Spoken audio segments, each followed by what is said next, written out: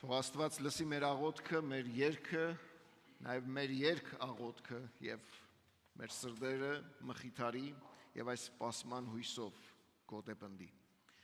Աստծո խոսքին պիտի գանք հիմա եւ այսօրվա հատվածը արդեն իսկ իր վերնագրով մեզ շատ բան է ասելու։ Վերնագիրը այսօրվա հատվածի հետեւյալն է. հաստատուն իտեր, հաստատուն մնալ Տիրոջ մեջ, հաստատված եւ ամուր կայուն լինել Տիրոջ մեջ։ Նայեցեք այսօրվա խոսքը,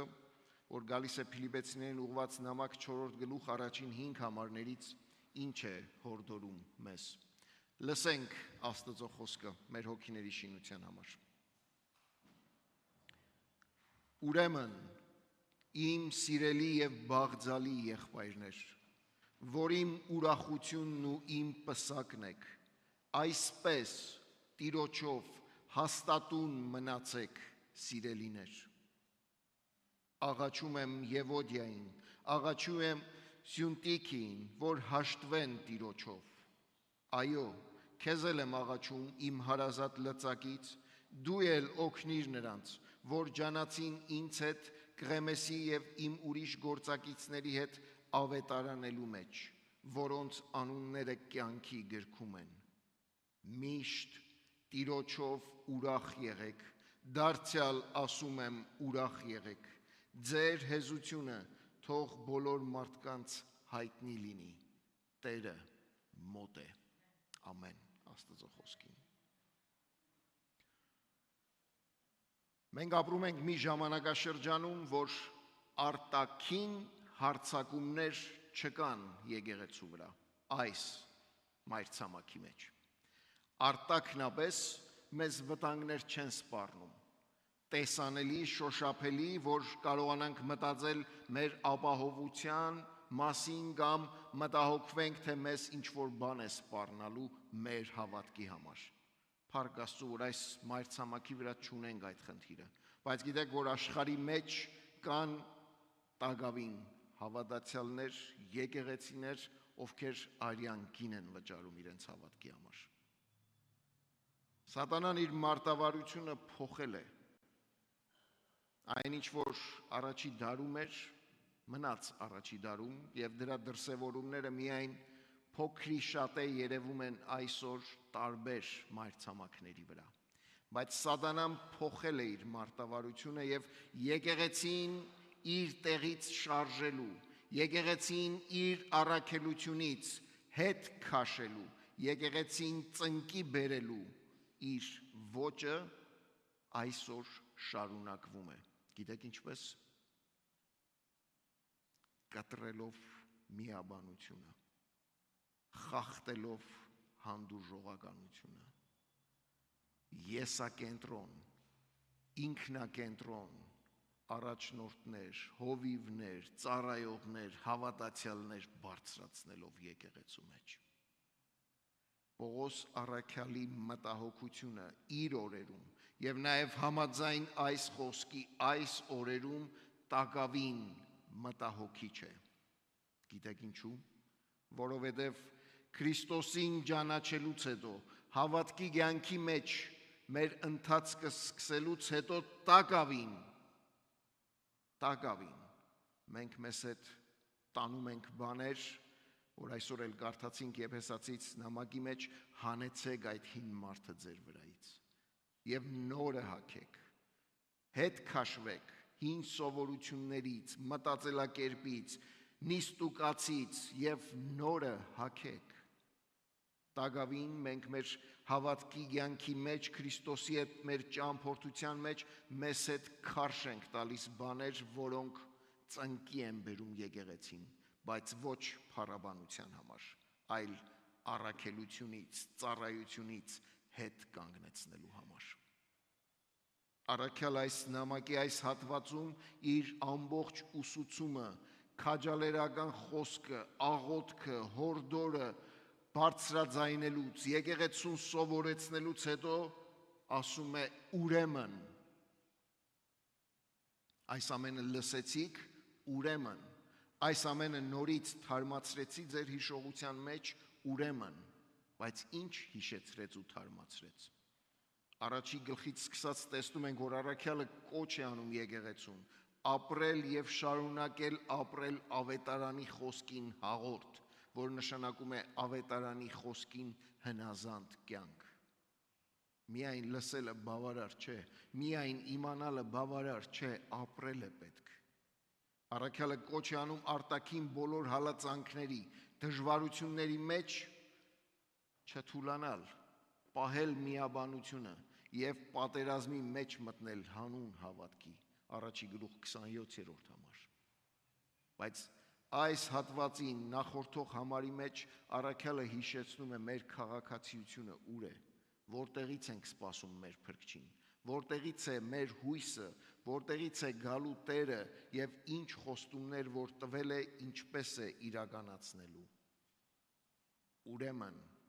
իմ սիրելի եւ բաղձալի եղբայրներ, շատ խիստ խոսքեր պիտի խոսի առաքյալը, դրա համար փորձում է սիրաշահել, դրա համար փորձում է իրենց հիշեցնել, թե իր սիրտը ոչ թե հանդիմանությամբ, ոչ թե նախադելով է լցված, այլ բարձրացնելու, եկեղեցին, առաքելությունը, ընթացքը ամուր հիմքերի վրա կանգնեցնելու։ Դրա համար առաքյալը սիրալիր ձևով, բայց խիստ քիչ հետո պիտի լսեք, խոսելու է եկեղեցուն եւ խոսում է եկեղեցուն, որ իր ուրախությունն ու պսակն են։ Ուրախություն եւ պսակ։ Մենք այս կյանքում շատ քիչ բաներ են մնացել, որ կարողանում են մեզ ուրախացնել։ Այն բաները, որոնցից կարճած ենք, որոնցից ակնկալում ենք, որ պիտի ունենանք ուրախություն, երբեմն տխրեցնում են մեզ։ Մեզ շրջապատող սիրելիները, մեր հարազատները, մեր ընկերները, այն գործը, որի մեջ ենք, այն պատասխանատվությունները, որ կրում ենք տարբեր հարթակներում, երբեմն ուրախության փոխարեն ցավ են պատճառում մեզ։ Եկեղեցում այդպես չպետք է լինի։ Առաքյալը ցույց է տալիս, որ իր ուրախությունը հավատացյալներն են, մարդիկ, ովքեր Քրիստոսին ճանաչելով եկան դեպի Տերը եւ այդ ընթացքի մեջ շարունակում են, փորձում են խոսքին հնազանդ կյանք ապրել։ Մենք կանչված ենք քաջալերելու իրար, օգնելու իրար, որ բոլորս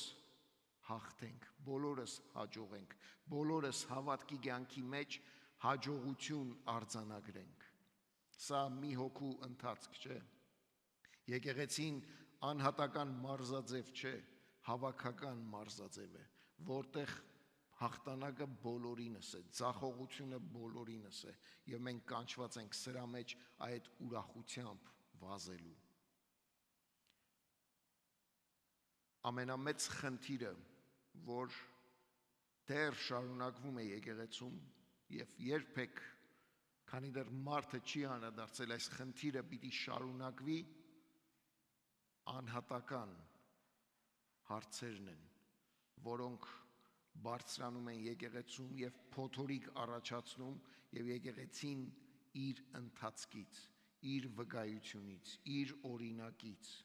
վայր նետում։ Ֆիլիպպեի եկեղեցին այս խնդիրը ուներ եւ առաքյալը իր ամբողջ այս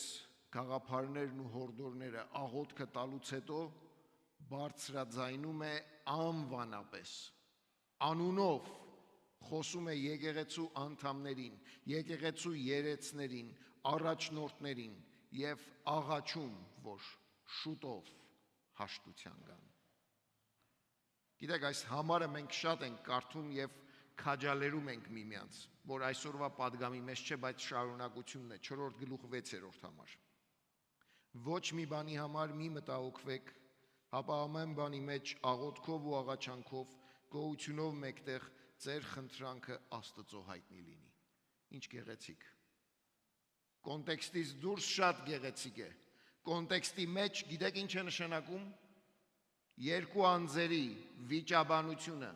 իրար չհանդուրժելը, իրար չներելը եկեղեցում փոթորիկ էր առաջացրել եւ անհանգստություն։ Եվ եկեղեցին փոխանակ սիրով, միաբանությամբ, կողքի կանգնելու, եկեղեցին սկսել էր բաժանվել։ Եկեղեցին սկսել էր իրարից հեռանալ։ Մարմինը սկսել էր անդամալույց լինել, այսինքն անդամներն իրարից առանձնանալ եւ իրար հետ չհամագործակցել։ Դրա համար առաքյալը իր կոչը աղերսը անելուց հետո ասում է մի մտահոգվեք, այլ ամեն բանի մեջ աղոթքով, աղաչանքով եւ գոհությունով մեկտեղ ձեր խնդրվածքը Աստծո տարեք։ Եկեղեցին պիտի գիտակցի իր առողջական վիճակը ինչպես է, ուր է։ Եկեղեցին պիտի տեսնի, քննի եւ այդ իմաստով անկեղծորեն գա Աստծո առաջ եւ աղաղակի, ինչպես որ այս հատվածի մեջ էր ասվում։ Փոխանակ մտահոգվելու, փոխանակ մարդկորեն լուծումներ գտնելու, Աստծո առաջ գալու։ Բայց Աստված իր խոստումներով արդեն իսկ տվել է ուղղություն, հորդոր, խրատ, ինչպես պետք է եկեղեցին ապրի եւ ինչպես է կանչված ապրելու։ Այսպես Տիրոջով հաստատուն մնացեք, սիրելիներ։ Հաստատուն կայուն ընթացքը մի հոգու գործ չէ։ Հաստատուն կայուն ընթացքը միաբանության մեջ է,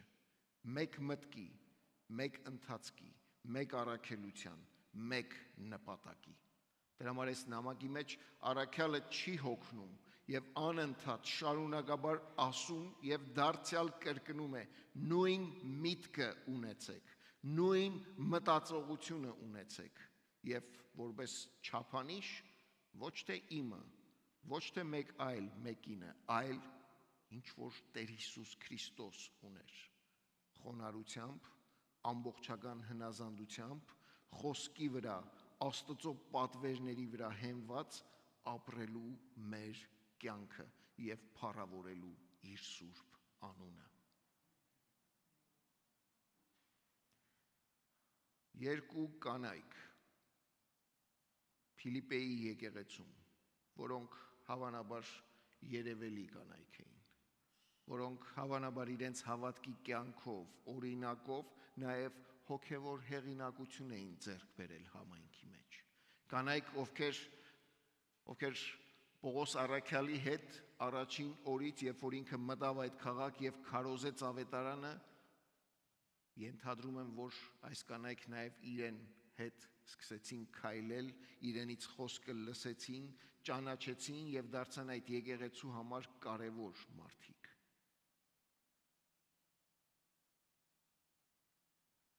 Տեր Հիսուս Քրիստոսի գալով, իր ուսուցումներով եւ իր ծառայության օրինակով ու ընթացքով հետաքրքրական ձևով Տերը ցույց տվեց, թե կանայք ինչքան կարևոր են։ Թե իր առաքելության մեջ, որտեղ ընկերակցում էին իրան եւ շատ հարցերում օգնում, թե նաեւ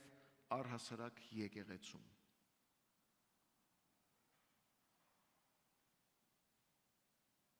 Բայց բավական է անգախ սեռից, կին կամ տղամարդ, անգախ տարիքից, անգախ փորձառությունից, անգախ ուսումից, անգախ հավատքի հոգևոր աճից, բավական է, որ մարդ սկսի ինքնակենտրոն ապրել ու մտածել։ Վայ ինձ, եթե մի օր կանգնեմ ու ենթադրեմ ու մտածեմ, որ եթե ես չլինեմ, դուք ինչ եք անելու։ Վայ քեզ, եթե քո փորձառությունը, ծառայությունը, հավատքիդ կյանքը քեզ այս մտածողության կբերի։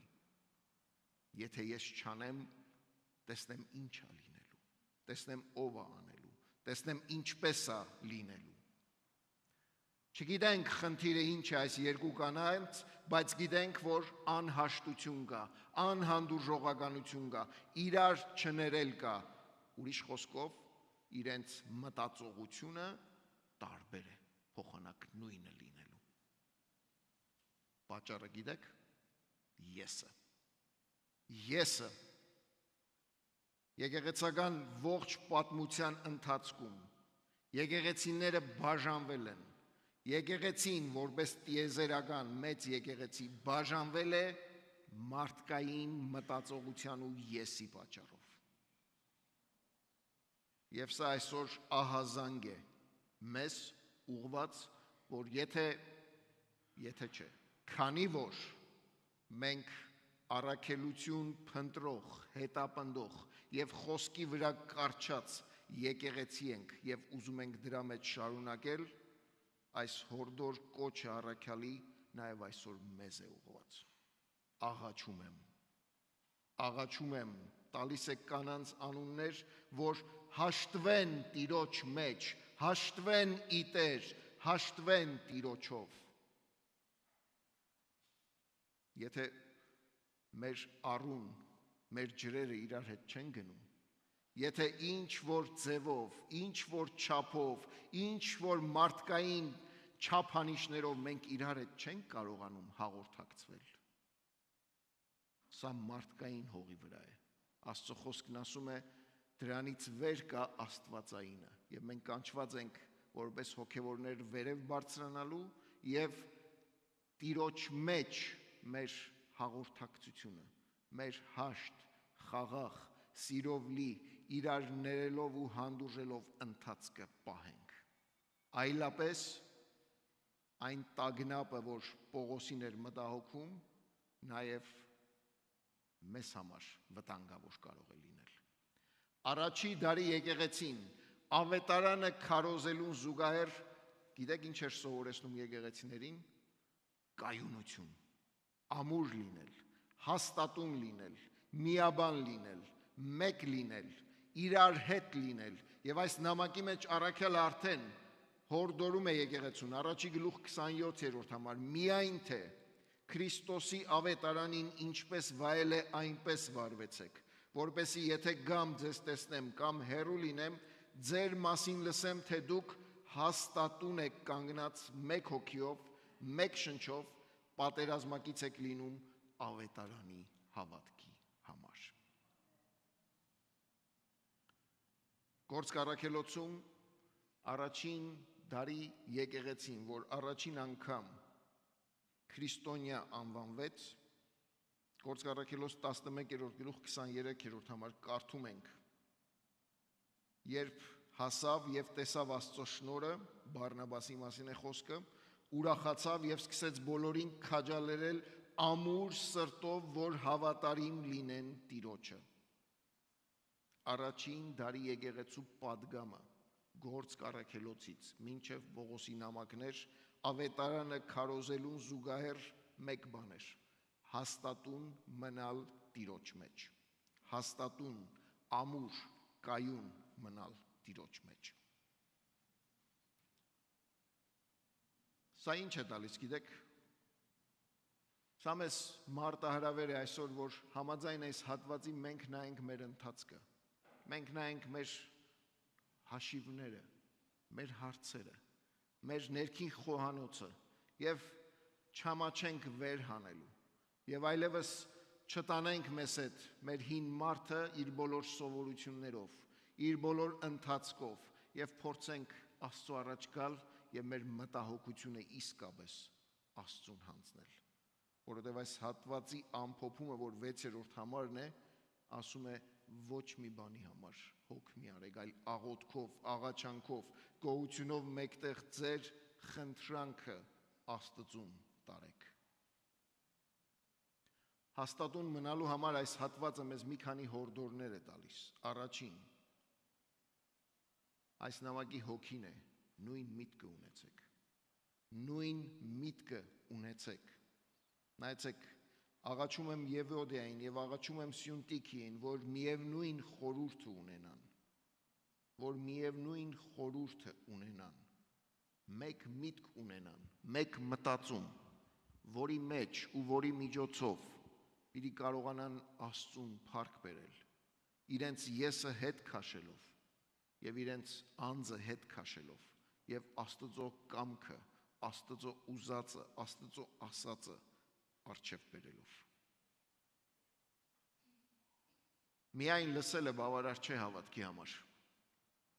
Չխաբվենք, սիրելիներ։ Ես առաջինը ինձ եմ ասում, հետո ձեզ։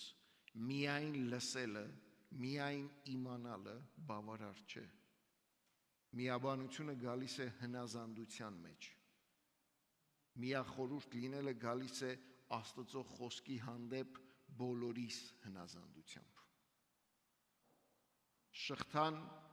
ամուր է, երբ որ շղթայի բոլոր օղակները ամուր են։ մեկ օղակ արևմտահայերենով պիտի ասեմ փրթավ, կապը կտրավ, կապը կտրեց, ամրությունը, միաբանությունը, մեկությունը, շղթայի գործածությունը անիմաստ է դառնում և աննպատակ, արտաքնապես շղթա ես, բայց գործածելու ենթակա չես։ Թիվ 2. Առաքյալը կոչ է անում և հիշեցնում, որ մենք ինչ ունենք իրար հետ կիսելու։ Մեկ բան, ավետարանը։ Մենք ինչ ունենք իրար հետ անելու։ Մեկ բան, ավետարանը։ Նայեցեք ինչպես է 3-րդ համարի մեջ քաջալերում ասելով և ինչ բառեր է գործածում, իմ հարազատ լծակից, հավանաբար իր առանց անունը տալու խոսքը ուղում է այն երեցին, այն առաջնորդին, ով այդ եկեղեցու մեջ բավական հեղինակություն ունի և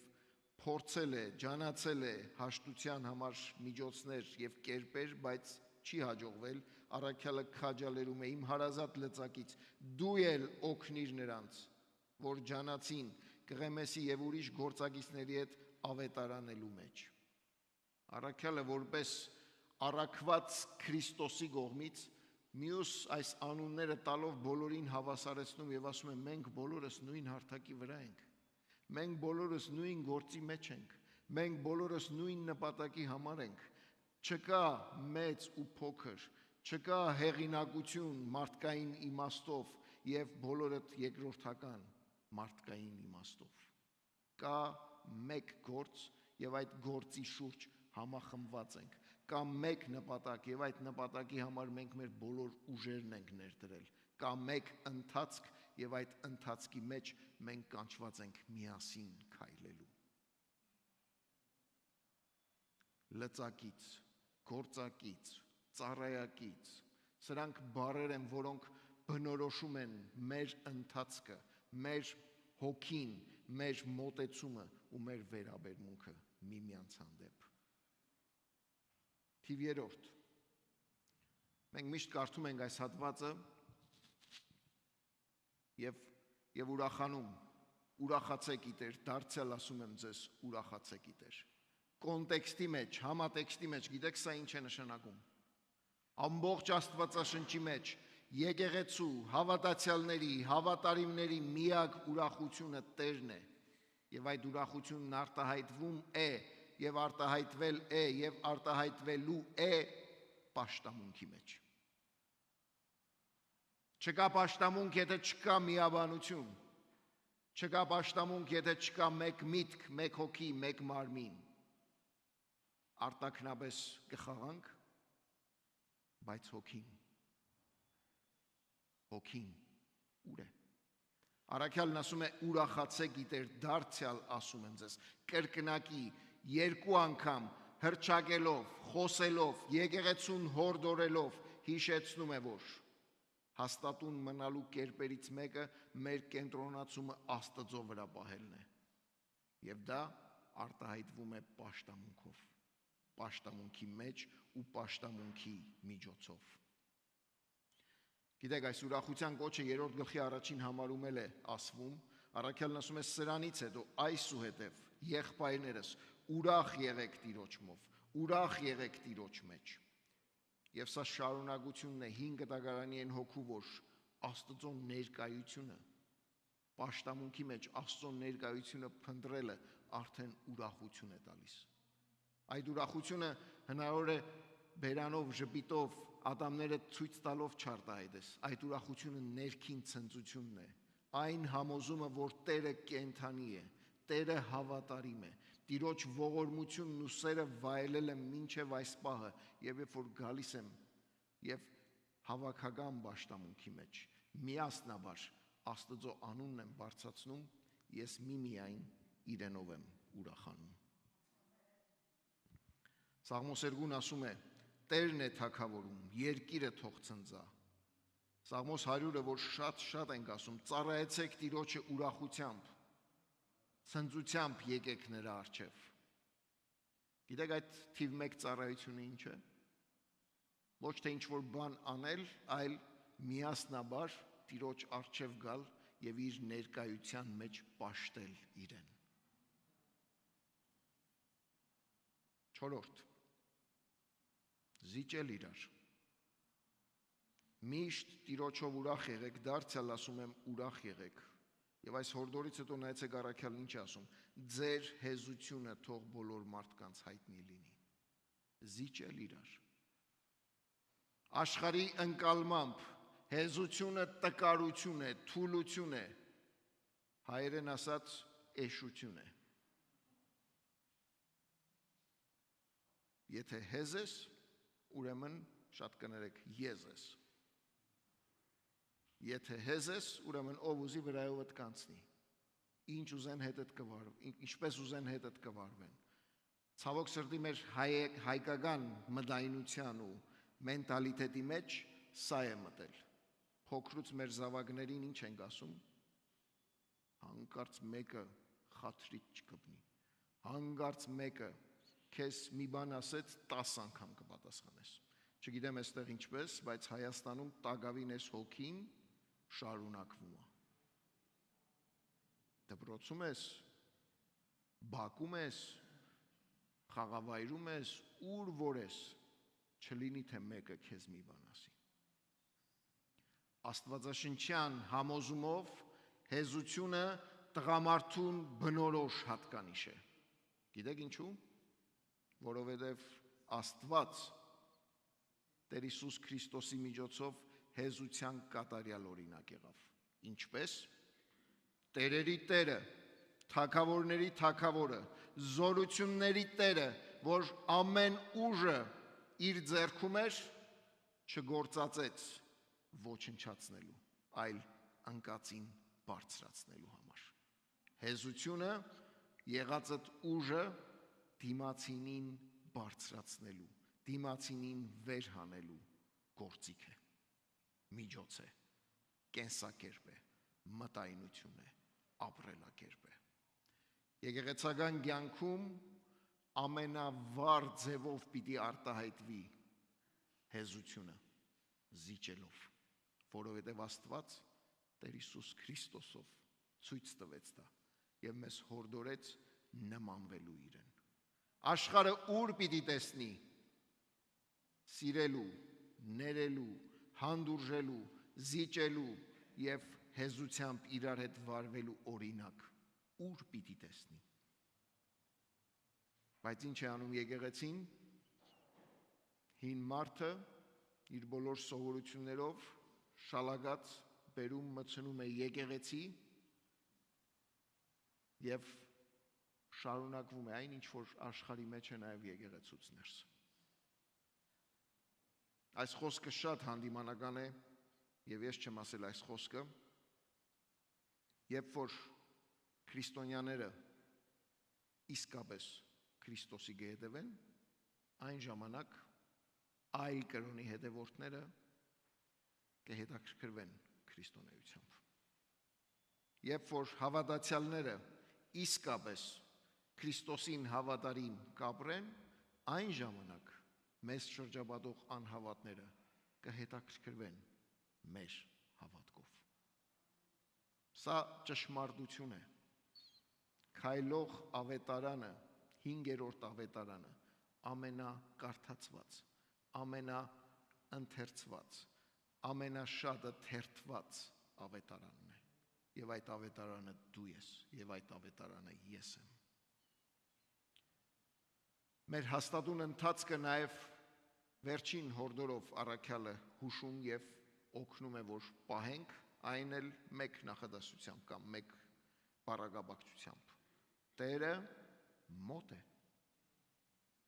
Անցնող կիրակի էլ ասեցինք, այս կիրակի էլ կարծես ամփոփումն է նորից նույն միտքը շեշտադրելով։ Քրիստոսի եկեղեցին, Քրիստոսի երկրորդ գալստյանը սպասող եկեղեցի է։ Եվ այս սպասումը ակտիվ սպասում է, որի մեջ զգոնություն, արթուն վիճակ, լրջություն եւ ակտիվ սպասել է պետք, պատրաստվել է պետք։ Եվ այդ պատրաստության մեջ ինչ որ հին է, ինչ որ անցյալից է, ինչ որ հին մարդուց է, պետք է հեռացնենք մեզանից։ Աստծո առաջ բերենք խոստովանելով եւ ինքնամաքրմամբ կարողանանք առջև գնալ։ Ես չեմ ասում սա։ Առաջի Հովանու 3-րդ գլուխ առաջին համարների մեջ առաքյալը կոչ է անում եկեղեցուն եւ հորդորում, որ այդ ինքնամաքրման ընթացքը կարողանանք ապրել։ Եվ ասում է, ով որ այս հույսը ունի, Տիրոջը սպասելու, Տիրոջ գալստյանը սպասելու, ով որ այդ համոզումով է ապրում, մաքրում է ինքն իրեն, ինչպես որ նա է մաքուր։ Աստծո որդիները կանչված են Աստծո ուզածի պես ապրելու, Աստծո նման ապրելու ու վարվելու։ Եկեք այսօր քննենք մեր ընթացքը, թե որքան հաստատուն ենք մենք որպես եկեղեցի։ Եկեք այսօր նայենք մեր ընթացքը, թե ինչ բաներ կան մեր կայունությունն ու ամրությունը պահելու համար, որ կարիք ունենք վերանայելու, կարիք ունենք ամրապնդելու, կարիք ունենք Աստծո առաջ գալու եւ մեր աղոթքը բարձրացնելու։ Եվ թող Աստված իր սիրով ու ողորմությամբ շարունակի մեզ կերտել եւ իր ուզածի պես դարձնել իր փառքի համար։ Ամեն։ Մինչ